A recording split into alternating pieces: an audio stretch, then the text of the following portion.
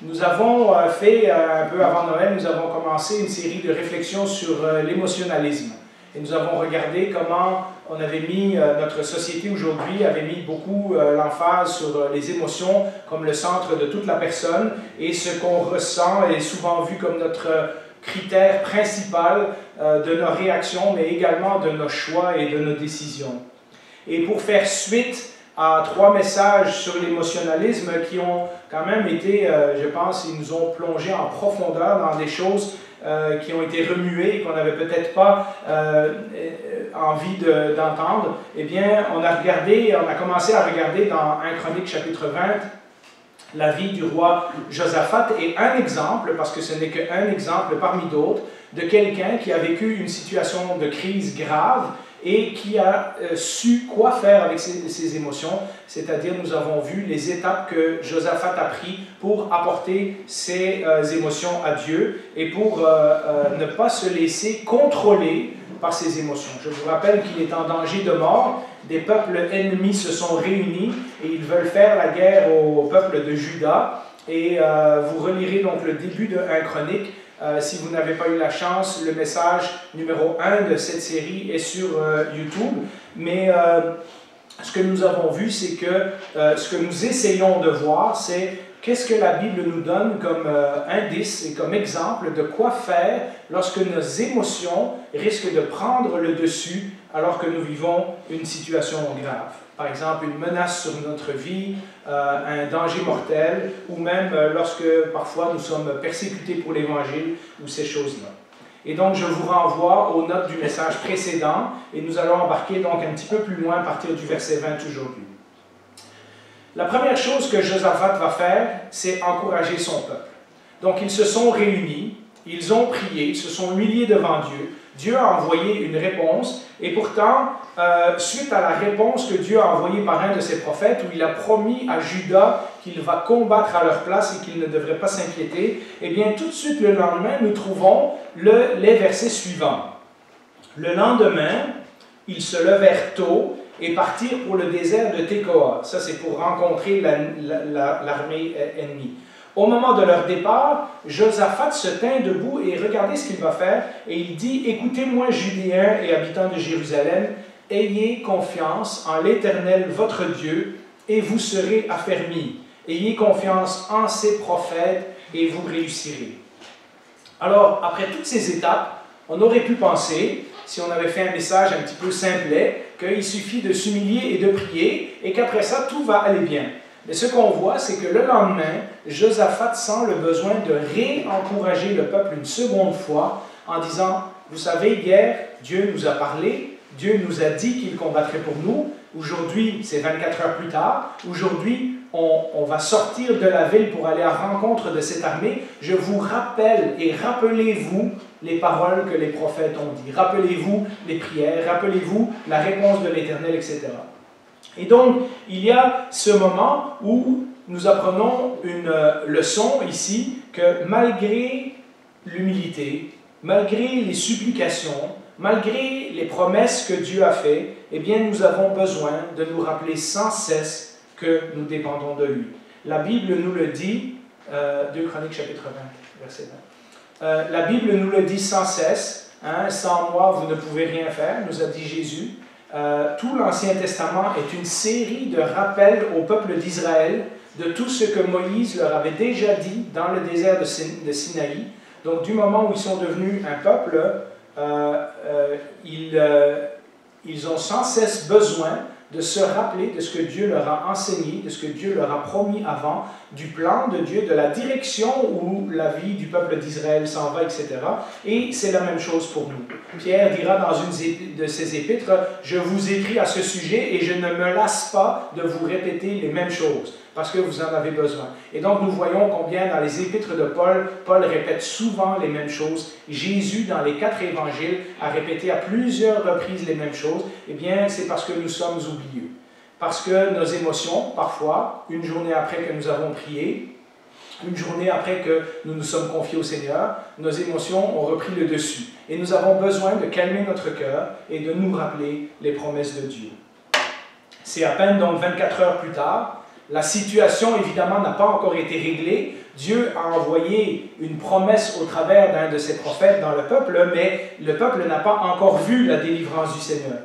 Josaphat se doute bien que certains dans le peuple, et peut-être même lui-même, n'ont pas toute la confiance en Dieu que ceux qui, par exemple, sont plus expérimentés, ceux qui ont marché pendant des années avec Dieu, dans nos églises, etc., ont parfois cette solidité dans la foi qu'on a envie et on se dit, on aimerait ça être comme eux. Eh bien, c'est pour ça que le Seigneur met des jeunes et des moins jeunes dans l'Église, des jeunes chrétiens et des plus vieux chrétiens. C'est pour que les plus anciens chrétiens nous puissions regarder leur vie et nous dire, oui, le Seigneur a été avec eux, et qu'eux puissent aussi nous dire, le Seigneur a été avec moi au travers de toutes ces années que je le connais, il ne m'a jamais laissé, et donc nous sommes ensemble dans le même peuple. Il peut y avoir des gens qui ont plus de foi et des gens qui en ont un peu moins. Et Josaphat sent le besoin de rappeler qu'il faut continuer à mettre sa confiance en Dieu. Après tout, ils ont dit, il y a quelques versets, nous ne savons pas quoi faire et nos yeux sont sur toi. Donc, ce n'est pas tout à coup le matin suivant de dire, bon, là, on va y aller, on va leur donner une bonne volée, on va y arriver par nos propres forces. Non, non, le peuple, Josaphat,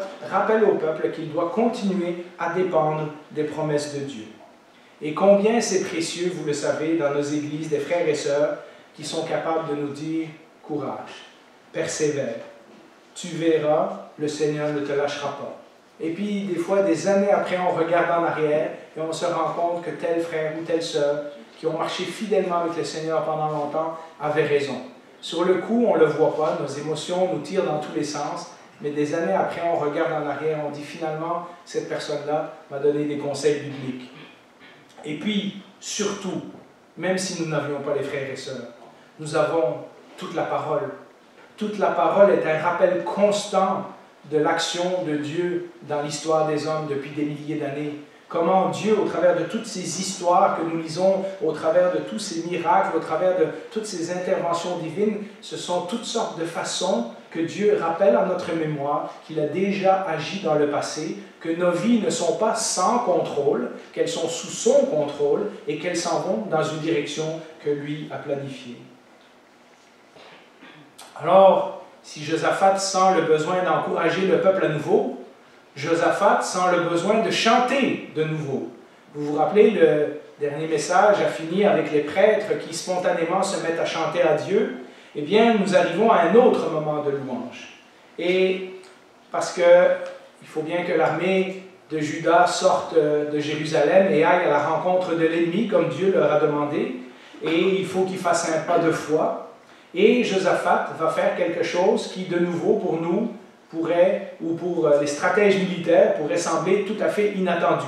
Regardez ce qu'on lit au verset suivant. Verset 21 dans 2 Chroniques chapitre 20. Puis, en accord avec le peuple, il désigna des musiciens qui, couverts d'ornements sacrés, donc c'est les habits qu'ils portaient quand ils travaillaient dans le temple, célébraient l'Éternel tout en marchant devant l'armée et disaient « Louez l'Éternel, oui, sa bonté dure éternellement. » Alors moi qui suis un grand fan d'histoire militaire, et j'ai des livres et des livres à la maison, je n'ai jamais vu une armée mettre leur chanteur en avant en premier. En général, on place ses troupes, les généraux font des stratégies, ils font des plans, ils font des tactiques. Il y a des musiciens qui sont parfois là pour rythmer l'avance de l'armée, mais ils sont là pour faire avancer l'armée. Là, ce sont vraiment des gens qui chantent en l'honneur de l'Éternel. Mais ça ne vous rappelle rien, cet épisode? Josaphat n'est pas en train d'improviser.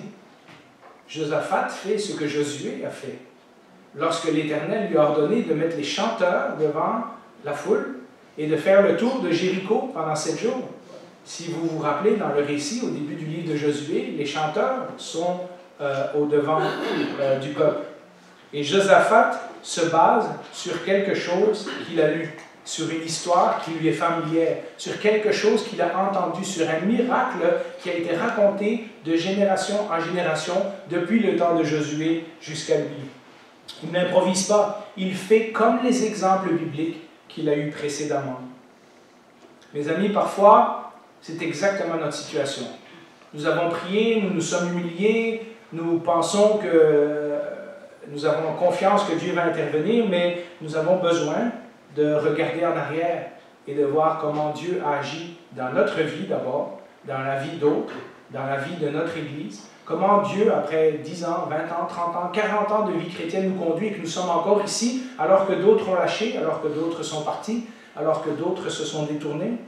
Parfois, quand on ne sait plus quoi faire, nous avons toute la parole de Dieu et nous avons de nouveau les témoignages des chrétiens qui nous ont précédés.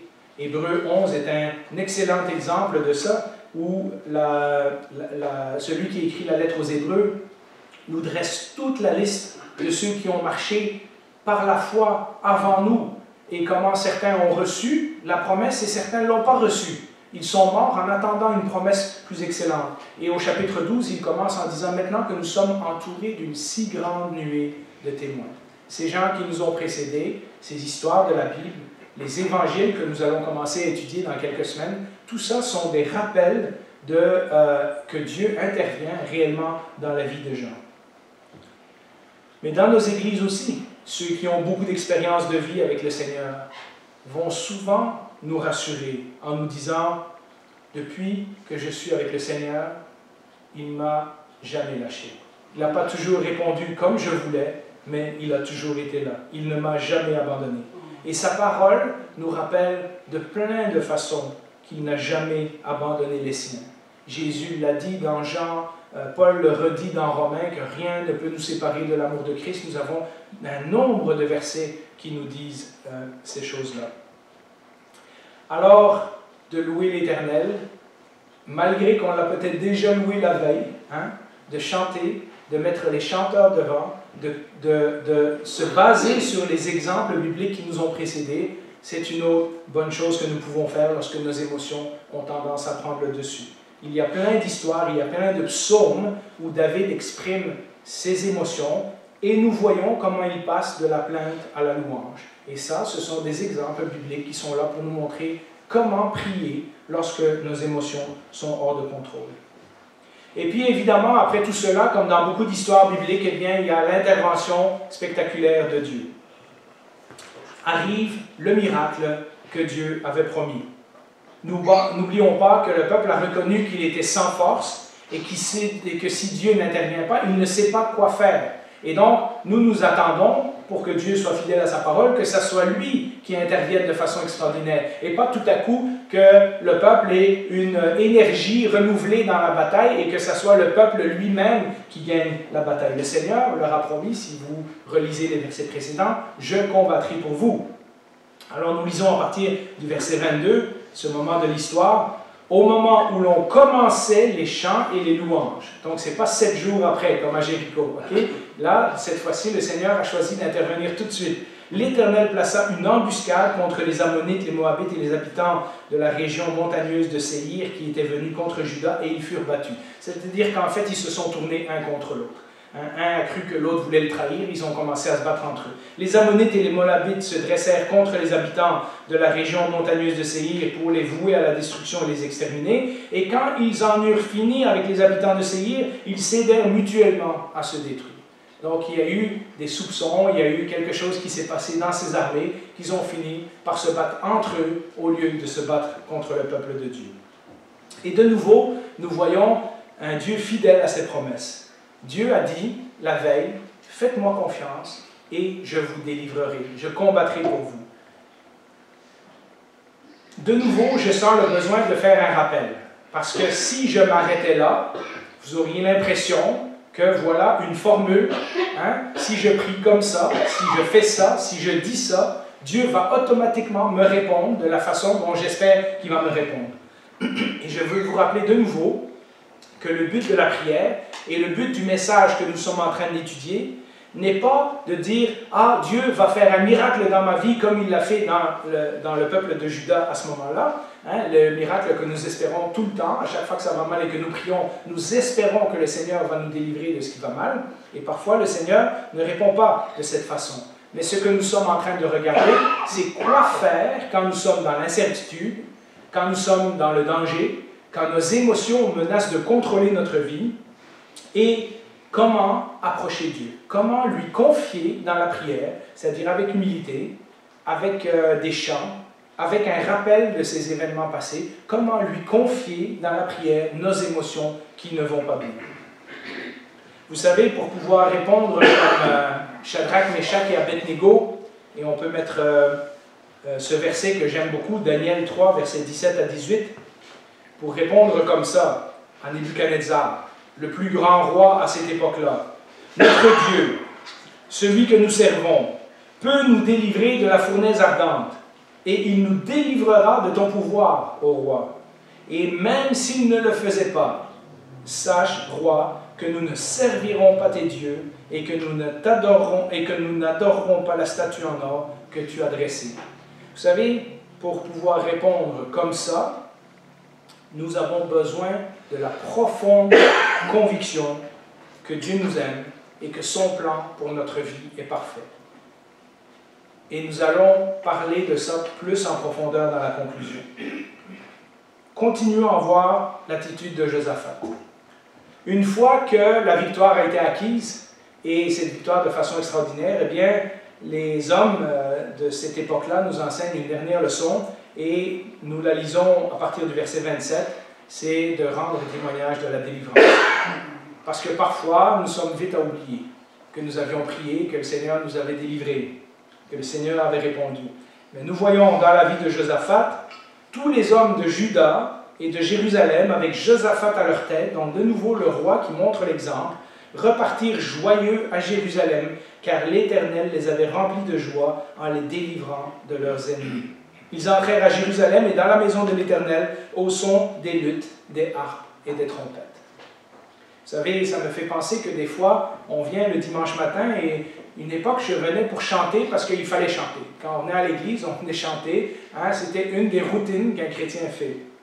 Quand on lit des versets comme ça, on se rend compte que les gens viennent célébrer l'Éternel.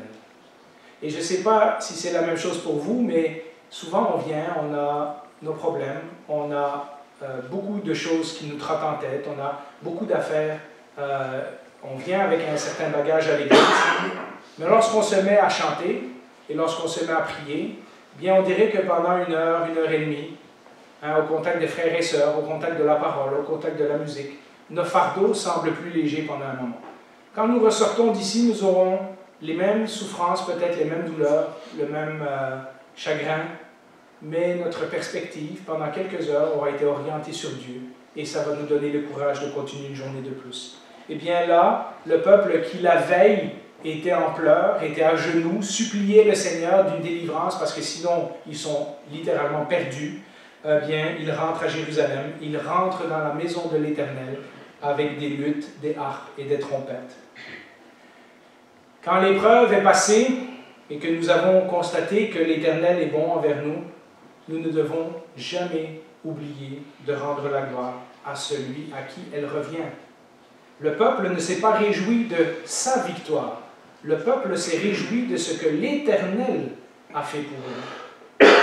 Je me rappelle que notre frère Roger, qui n'a pas été très malade dans sa vie, plusieurs fois a dit « J'ai été malade et j'ai prié le Seigneur et je dis « Seigneur, si tu me guéris », évidemment c'est un fermier, donc lui il a besoin d'aller travailler. Quand c'est le temps de récolter, il fallait qu'il y aille.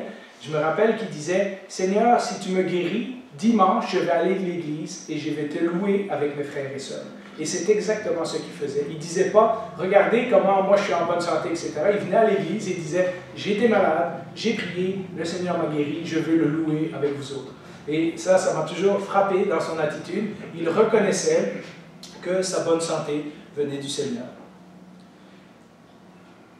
Ne soyons pas si pressés après une victoire, après une réponse, que nous oublions que la veille, quelques jours avant, quelques semaines avant, nous étions littéralement sans force et que c'est le Seigneur qui est intervenu.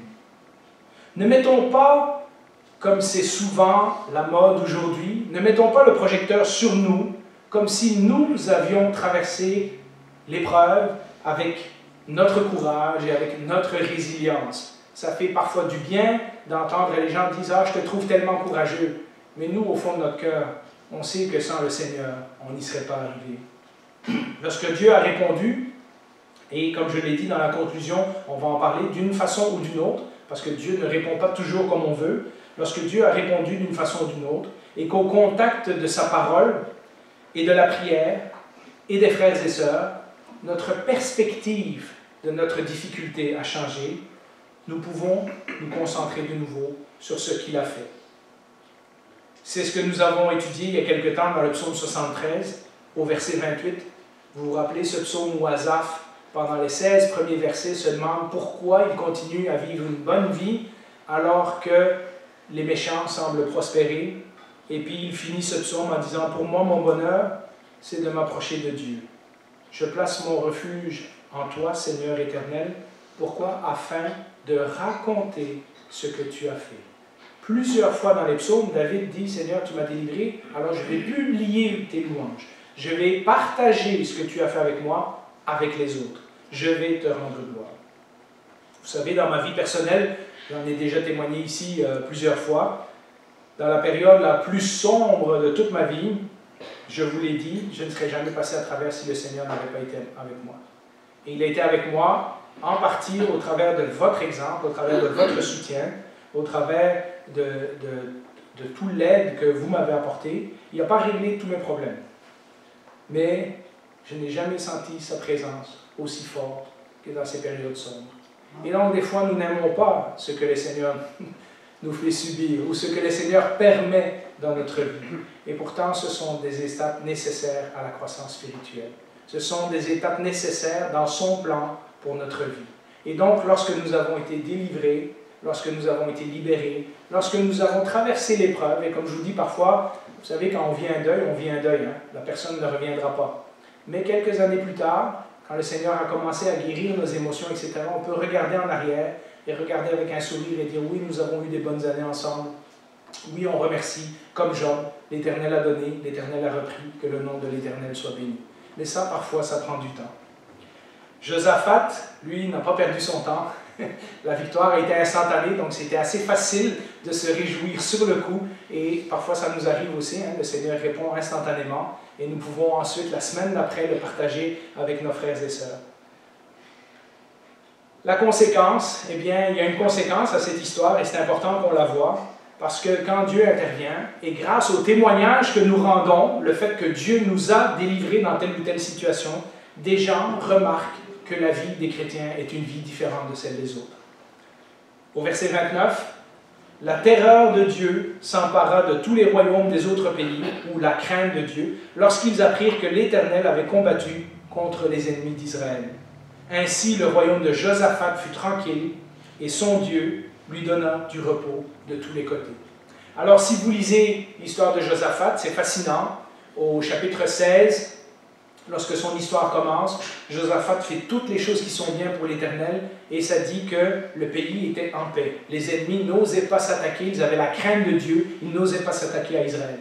Et puis au chapitre 19, il y a eu cet épisode où Josaphat s'est allié au mauvais roi du royaume du Nord, du roi d'Israël, et ils ont perdu la bataille. Et très certainement, c'est après cet événement-là que les peuples des alentours ont pris courage et se sont dit « Ah, Juda est moins fort qu'avant, on va aller les attaquer. » Mais après la délivrance que le Seigneur leur a donnée, de nouveau, la crainte inspire les royaumes environnants. Et nous lisons que pour le reste de la vie de Josaphat, il y eut la paix dans son royaume. La conclusion, et la conclusion est importante. J'espère pouvoir bien vous l'exprimer. Je vous ai dit souvent que nous ne devons pas prendre un texte comme s'il avait été écrit pour nous directement. Évidemment, dans ce message, j'ai fait des liens entre ce qui arrive à Josaphat et ce qui arrive au peuple et ce qui nous arrive à nous, pour que nous puissions faire une référence. Mais cette histoire n'est pas une recette magique de dire qu'à chaque fois que nous avons des problèmes, si nous faisons comme Josaphat, nous allons avoir la même réponse que Josaphat. Nous devons avoir la même attitude que Josaphat, mais la réponse du Seigneur lui appartient. Que ce soit une réponse miraculeuse, une réponse qu'on pourrait dire normale, le Seigneur règle notre problème de façon normale, ou parfois il ne le règle pas. Il le réglera plus tard. Eh bien, quelle que soit la réponse que l'Éternel nous donne, ce que nous regardons, c'est l'attitude de Josaphat. C'est un exemple de comment apporter nos prières à Dieu lorsque nos émotions partent dans tous les sens. Nous avons dit donc que ce n'est pas une formule magique que nous devons prendre à la lettre, parce qu'il y a d'autres façons, nous l'avons vu dans le livre d'Habakkuk. Habakkuk a prié aussi intensément que Josaphat. Et pourtant, Dieu a dit, oui, j'ai un plan. Mon plan, ça commence par le jugement. Après, je sauverai Israël, mais pour le moment, j'ai besoin d'envoyer le jugement pour nettoyer mon pays. Nous avons vu dans ce cas-ci que Josaphat a eu la réponse de Dieu par une délivrance extraordinaire, et que dans le cas d'Habakkuk, c'était un jugement extraordinaire. Mais ce jugement était suivi d'une promesse. Mais alors vous me direz, Jean-Philippe, si je ne peux pas prendre cet exemple-là, ou n'importe quel autre exemple de la Bible, et l'appliquer directement dans ma vie comme une formule, à quoi ça sert que je regarde la vie de ces gens-là?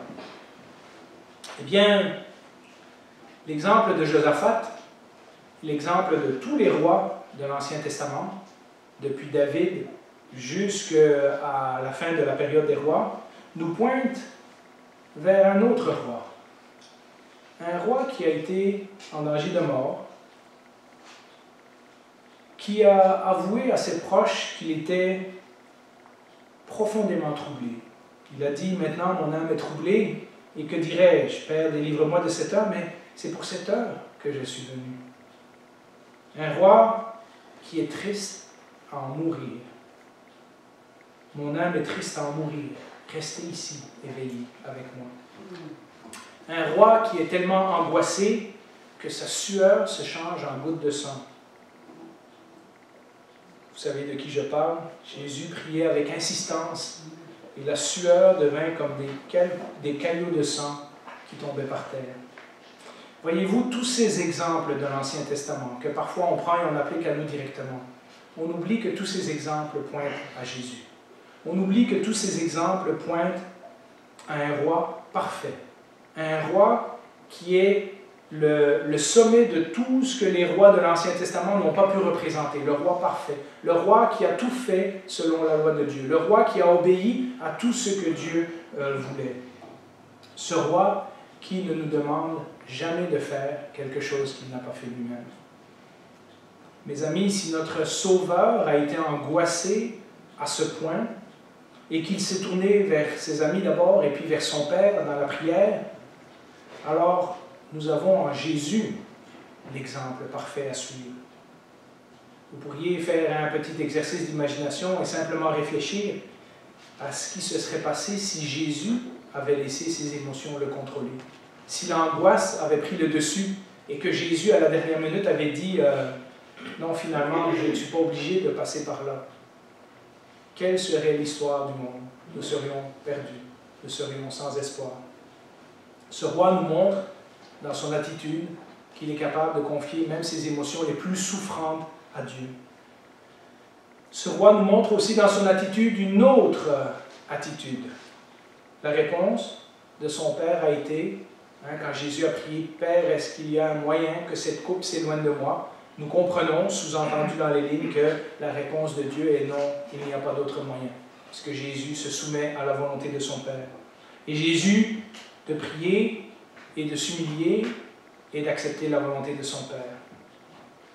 Et de prier et de s'humilier comme Jésus ne signifie pas que Dieu nous délivrera de toutes les choses mauvaises qui nous atteignent. Et qui nous atteignent parfois profondément, émotionnellement. Parce que toutes ces prières pointent encore plus loin. Elles pointent vers la délivrance ultime. Ce que nous voulons, ultimement, ce n'est pas seulement que le Seigneur nous sauve de notre problème actuel, mais que Dieu nous sauve de tout. Ce que nous soupirons après, c'est ce monde où il n'y a plus de larmes, plus de péché, plus de douleur, plus de tristesse. Tout ce monde qui est promis dans Apocalypse. J'ai toujours été intrigué par ce verset et je vous le remets une dernière fois pour compléter notre réflexion. Hébreux 5,7 nous dit « Pendant sa vie terrestre, Christ a présenté avec des grands cris et avec des larmes, et avec larmes des prières et des supplications. » Donc, comme nous voyons David, comme nous voyons Josaphat, etc. C'est pour ça que je vous dis que Christ est l'exemple parfait. À celui qui pouvait le sauver de la mort. Et il a été exaucé à cause de sa piété. Mais pourtant, Jésus est mort. Et je ne comprenais pas ce verset. Comment ça, il a été exaucé? Il a demandé d'être sauvé et Dieu ne l'a pas sauvé. Il a fini sur une croix. bien nous apprenons plus tard que la façon que Dieu l'a sauvé, c'est qu'il l'a ressuscité des morts. Dieu n'a pas évité à Jésus d'aller sur la croix, c'était son plan. Ce qu'il a fait, c'est que comme la mort ne pouvait pas le tenir captif parce qu'il était parfait, Dieu a glorifié Jésus en le ressuscitant des morts. Et c'est là la réponse ultime que Dieu a donnée. Ce n'est pas d'éviter la mort, c'est d'être plus fort que la mort. En le ressuscitant des morts, Dieu a prouvé qu'il y avait une délivrance encore plus grande que de délivrer Jésus de sa situation instantanée. Et voilà la délivrance ultime qui nous est proposée. Celle vers laquelle pointent toutes les autres délivrances de la vie. Je discutais avec une sœur cette semaine à propos de ce passage et d'autres. Bien, quand on regarde la traversée de la mer Rouge, quand on regarde tous ces miracles qu'il y a dans la Bible, des fois on a tendance à les prendre et dire « Ah, ben, si Dieu a fait ça, il va faire ça pour nous. » Non, le miracle de la mer Rouge s'est passé une seule fois. Il s'est passé il y a 3500 ans. Et ça pointait vers la délivrance que Jésus donne de nos péchés. Si vous relisez la lettre aux Hébreux, tous ces exemples de l'Ancien Testament qui pointent à Jésus sont très très clairs. Toutes ces délivrances, toutes ces histoires où David a été délivré, où Josaphat a été délivré, etc., pointent dans notre vie vers une délivrance ultime, la délivrance du péché, la délivrance de tout ce qui va mal dans le monde. Après tout, nous ne voulons pas simplement que Dieu nous délivre de tous nos problèmes, que nous vivions une vie sans souci, et puis quand on meurt, on meurt. Ce que nous voulons, c'est que la vie qui suit celle-ci soit exempte de toutes ces choses-là, que nous soyons définitivement, totalement et pour l'éternité délivrés de tout ce qui nous a causé des fardeaux sur cette terre, n'est-ce pas? Dieu répondra toujours à nos prières. Si ce n'est pas maintenant, et si ce n'est pas de la façon dont moi j'avais prié et moi j'avais espéré, il répondra dans l'éternité et d'une façon bien plus extraordinaire. Alors, quand nos émotions nous tirent dans tous les sens, à cause de choses graves que nous vivons, rappelons-nous que tout ça nous fait soupirer après une délivrance parfaite, une délivrance ultime. Ce n'est pas simplement qu'on veut que Dieu règle nos problèmes, c'est qu'on aimerait que la vie soit différente, qu'on ait une vie qui est exempte de ces choses-là pour l'éternité. Et cette délivrance, il a déjà commencé à nous la donner. La Bible dit que lorsque Jésus est mort et qu'il a pardonné nos péchés, nous sommes entrés en espérance dans cette nouvelle vie. Cette nouvelle vie où nous sommes passés de la mort à la vie. Et cette délivrance s'accomplira pleinement, nous l'avons lu quand on a étudié Pierre, lorsque nous serons dans les nouveaux cieux et la nouvelle terre, en sa présence, débarrassés du péché et du diable pour toujours. Et ça devrait être notre véritable encouragement. Oui, nous pouvons regarder la vie de Josaphat, de David, ou parfois d'Habakkuk et nous sentir comme l'un ou comme l'autre, etc.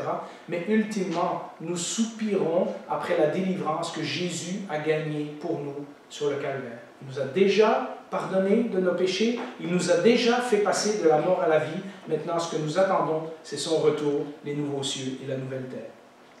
Alors, quand nous passons des crises graves, et nous en vivons régulièrement, gardons les yeux fixés non pas sur Josaphat, non pas sur David, non pas sur Asaph, mais sur la personne à qui il pointe, c'est-à-dire Jésus-Christ, et sur l'espérance qui est la nôtre, parce que le Nouveau Testament est plein de ces promesses qu'en Jésus-Christ, il nous a promis que, et nous nous accrochons à cette espérance. Et lorsque nous regardons notre vie actuelle, nos problèmes actuels, notre situation actuelle, avec les yeux de l'éternité, petit à petit, nos émotions vont prendre leur juste place dans notre vie. Je vous invite à prier.